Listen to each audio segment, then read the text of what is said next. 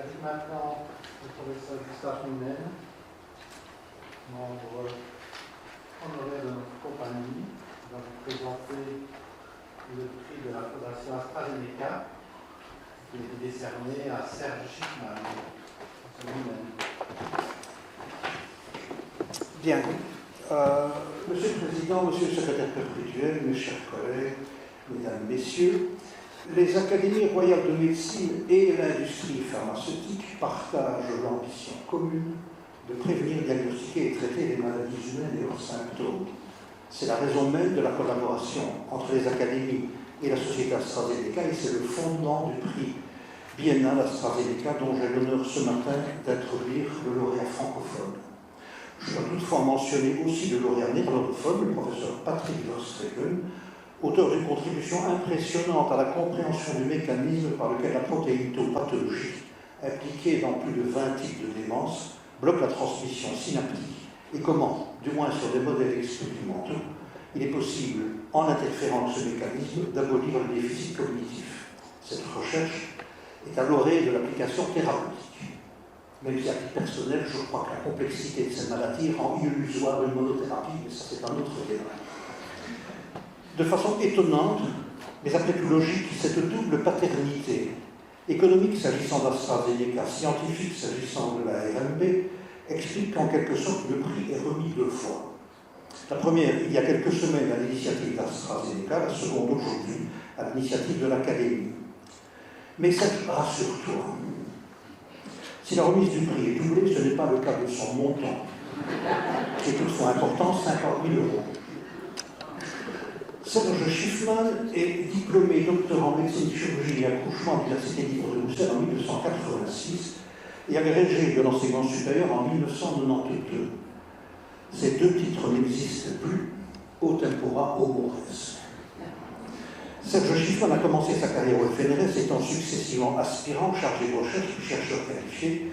pour ensuite entrer dans la carrière académique et en gravir les échelons, devenant en 2009 professeur ordinaire. Il est aussi actuellement directeur de l'Institut des neurosciences de son université, et de 1992 à 1994, il a séjourné à l'Institut Alfred Fessard, à Gif-sur-Yvette, au sud de Paris. Serge est un scientifique de grand talent et de grande renommée, auteur de plus de 150 publications de très haut niveau et abondamment citées. Il est aussi un maître, c'est-à-dire un allumeur et un meneur de talent. La synthèse qu'il a soumise pour ce prix est intitulée « Décoder des réseaux neuronaux des ganglions de la base pour comprendre les maladies, des mouvements et des motivations ». Les ganglions de la base font en effet partie de réseaux neuronaux complexes au point de plonger les étudiants dans des abîmes de perplexité. Ils sont au centre de nombreuses maladies, certes, là et en fait selon moi les maladies Parkinson, mais aussi ce que l'on appelle les parkinsonismes, la maladie de Huntington et bien d'autres maladies qui affectent l'apprentissage et le contrôle de la motricité, de l'affectivité et des états motivationnels. Cette recherche est de longue haleine. L'évolution des concepts dans cette recherche est à elle seule une histoire. Elle a permis l'identification des réseaux neuronaux, mais aussi des mécanismes cellulaires et moléculaires qui conduisent aux symptômes de ces affections, qu'ils conservent les hypos aussi bien que les hyperkinésies, les troubles comportementaux et motivationnels, par exemple les maladies du spectre autistique, ou encore les addictions, qui apparaissent désormais comme des maladies qu'il faut prévenir et soigner, et non des délits qu'il faut poursuivre et punir. Il ne faut jamais confondre victime et coupable. C'est, vous l'aurez deviné, un très grand plaisir pour moi d'introduire un ami de longue date qui, bien mieux que moi, vous fera comprendre la décision unanime du jury important, 10 membres, issus des deux académies de médecine, et je remercie ce jury qui a étudié 21 candidatures. Merci.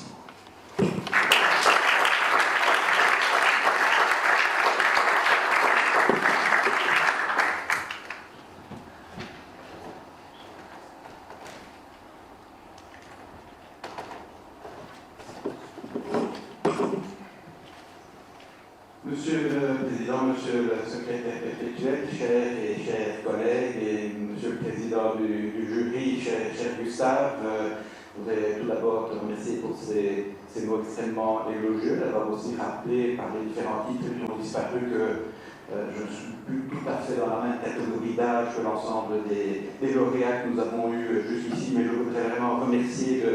le jury d'avoir reconnu les travaux qui sont les nôtres. Ce sont, et je reviendrai là-dessus, les travaux de toute une équipe, bien évidemment. Alors, comme... Ici, oui. Donc, comme M. Monet l'a indiqué, nous nous sommes intéressés au cours des années précédentes à un ensemble de structures cérébrales que sont les noyaux de la base. Les noyaux de la base qui constituent un réseau de structures qui sont impliquées, comme le professeur Monet vient de l'indiquer, dans d'une part le contrôle et l'apprentissage moteur, mais également dans toute une série d'autres fonctions de type motivationnel et comportemental. Ces structures sont ici illustrées dans cette imagerie par résonance magnétique nucléaire avec un overlay en couleur. Je vous demanderai de retenir peut-être deux noms parmi l'ensemble de cette structure à ce stade, qui sont d'une part le striatum, qui peut lui-même être sous-divisé en différentes structures sur lesquelles je ne reviendrai pas trop en détail, et d'autre part la substance noire. Alors, le modèle d'étude qui est le nôtre au laboratoire est essentiellement un modèle de rongeurs, et pour faire le lien avec ce que ces structures sont présentes dans le cerveau du rongeur, vous avez ici une coupe illustrative d'un pélencéphale de souris qui nous montre que l'on peut sous-diviser la principale structure de ce système de noyaux de la base, c'est le striatum, qui est la structure d'entrée qui va être à l'origine de l'ensemble des voies de connexion de ce système. On peut sous-diviser ce même striatum en deux parties principales, que sont le striatum dorsal, lui-même potentiellement sous-divisable encore en différentes régions, je passe le détail, qui sont impliqués dans le contrôle moteur, le contrôle et l'apprentissage moteur, qu'on va appeler également la mémoire procédurale. Et ces régions dorsales de ce striatum vont recevoir leur input, leur afférence dopaminergique de la substance noire pars compacta. D'autre part, l'autre partie de ce système est constituée de ce qu'on appelle le striatum ventral, ou l'accumbens, ici en jaune, et qui lui est innervé principalement par des régions corticales de type limbique, et qui va donc être impliqué essentiellement dans les processus de motivation et de récompense, et donc ces processus qui vont nous amener à générer un comportement et à renforcer un comportement par cet apprentissage, par renforcement, et cette région reçoit ces informations d'une autre partie, d'une autre sous-région dopaminergique du mésencéphale que l'on appelle l'aire tegmentale ventrale. Le professeur Monet nous l'a déjà indiqué, ce système est impliqué dans toute une série, est affecté plutôt dans toute une série de pathologies, certains qui sont caractérisés par des troubles du mouvement à titre principal. Je vais donc suivre l'avis d'un de mes maîtres, et donc il s'agit de les maladies Parkinson et donc pas de la maladie Parkinson, donc vous savez qu'elle est caractérisée par une dégénérescence des neurones dopaminergiques de la substance noire pars compacta, mais il y a toute une série d'autres pathologies qui sont caractérisées par les troubles du mouvement et qui affectent elles également ce système des noyaux de la base. D'autre part, ça a été également souligné par le professeur Monet, ce système peut être affecté dans des pathologies qui sont plutôt présentes dans le spectre psychiatrique. On a cité les addictions et effectivement c'est probablement la maladie psychiatrique prototypique affectant ce système, qui est donc initialement liée à l'hyperactivité de l'input dopaminergique qui va de l'aire tegmentale ventrale vers le noyau accumbens, mais ce système a été également impliqué dans toute une série d'autres maladies psychiatriques à titre principal ou à titre complémentaire. On peut citer la schizophrénie jusqu'à, y compris, un certain nombre de troubles dans le spectre de la dépression. Alors, ce système des noyaux de la base, il est constitué d'un certain nombre de structures, et ces structures sont évidemment connectées entre elles. Je vous passerai trop de détails. Le professeur Monet a fait allusion à l'embarras des étudiants qui sont confrontés à des diapositives et qui l'ont été aux siennes probablement en leur temps. Mais je vais donc simplement résumer en indiquant que ce striatum va donner naissance à deux voies de projection. Deux voies de projection qui sont en fait issues de deux populations de neurones distincts au sein de ce striatum. Les uns qui sont ici en rouge, que l'on va appeler les neurones de la voie directe, et qui ont un effet qui va être net, et je résume, je simplifie, un effet net et activateur, qui exprime un récepteur spécifique de la dopamine qui est récepteur D1. Et puis une autre voie que l'on va appeler la voie indirecte, ici en bleu, que l'on va appeler donc les ISPN par ailleurs, et qui va avoir un effet net qui est plutôt inhibiteur, qui exprime le récepteur D2 de la dopamine. Ça fait bien longtemps en fait que cette identification a eu lieu, elle a été à la base de ce qu'on a appelé le modèle classique, le modèle antagonistique classique du système qui promeut le fait que les neurones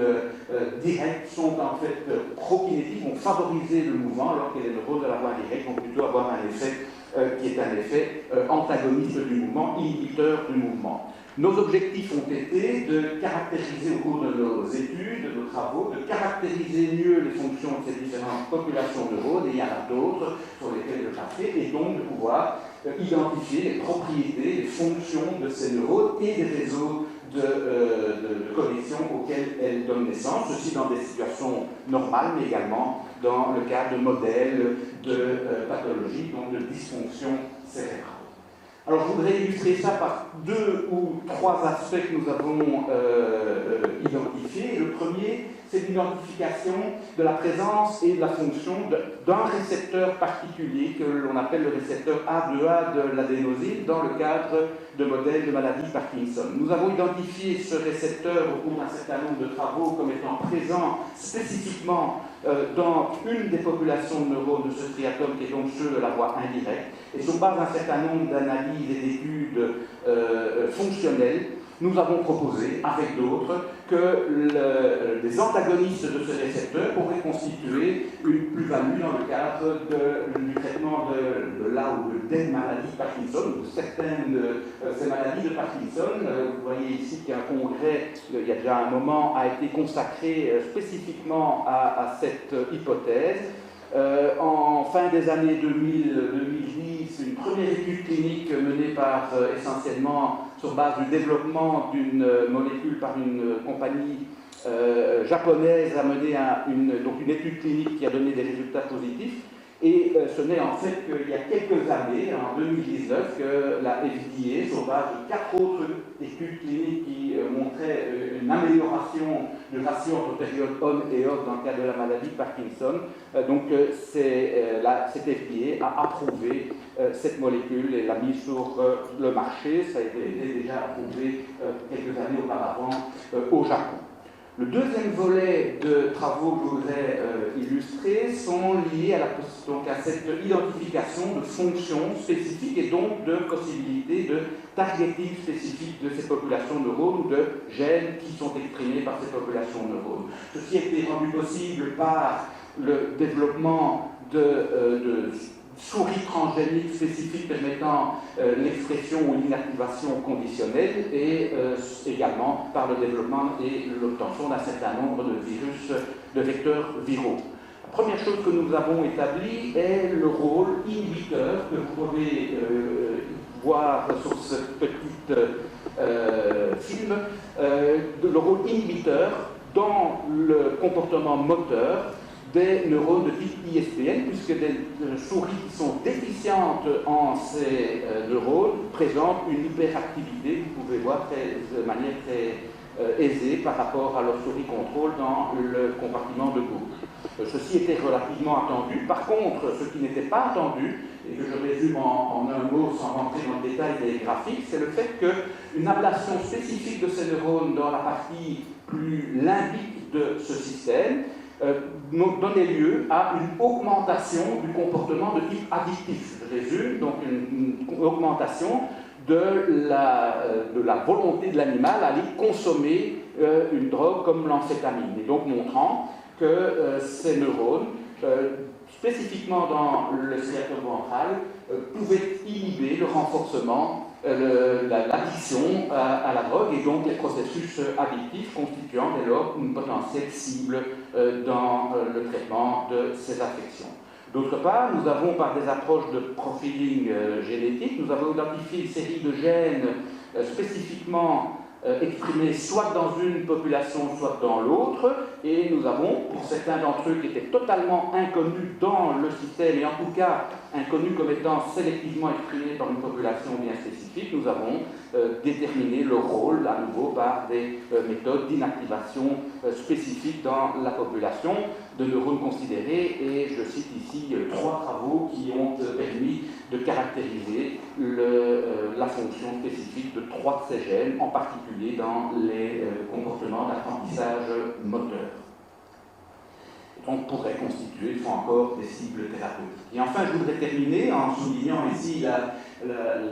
contribution absolument majeure de 2 mandataires FNRS, chercheurs extrêmement brillants au laboratoire, qui sont Alban de Kerkhove et Patricia Bonavion. Je voudrais illustrer ici la mise en place d'une technique extrêmement prometteuse et fournisseuse de résultats impressionnants, qui est la technique d'optogénétique, qui permet d'exprimer de manière spécifique dans des populations de neurones bien déterminées, bien identifiées, des canaux ou des pompes qui sont photoactivables, qui sont en fait issus de micro-organismes,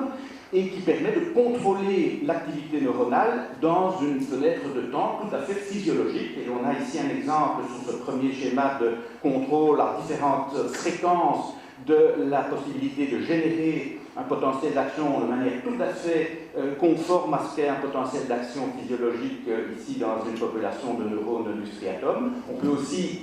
ex vivo générer une transcription synaptique et donc modifier le réseau de neurones en termes synaptiques, et puis in vivo, et c'est évidemment ce qui nous intéresse de manière ultime, on peut modifier l'activité de populations bien spécifiques de neurones par cette technique d'optogénétique. Je vous donne un exemple ici qui a été un exemple en fait pilote, qui nous a donné un résultat attendu par ailleurs, mais voici une souris dans laquelle on a exprimé une de ces chamaerodopsines dans une des populations de neurones du striatum, et lorsque, puisqu'elles sont photoactivables, on amène de la lumière par un laser implanté dans la région déterminée, le comportement de l'animal va changer. Ici, il se met à générer un comportement de type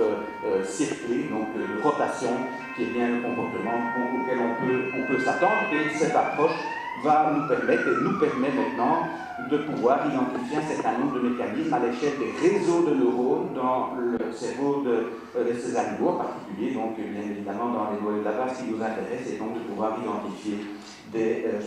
futures cibles pour un certain nombre de thérapies futures. C'est évidemment nos espoirs, et je ne peux pas évidemment conclure sans remercier l'ensemble des membres de laboratoire actuels et passés qui ont contribué à un certain nombre de ces travaux et d'autres que je n'ai pas eu le temps de résumer ici, et souligner une fois encore la contribution absolument majeure d'Alban de Kerkhove et Patricia Bonavion, donc mandataire FNRS au laboratoire, pour un certain nombre de travaux que j'ai évoqués jusqu'ici, et j'en reste là en vous remerciant pour votre attention.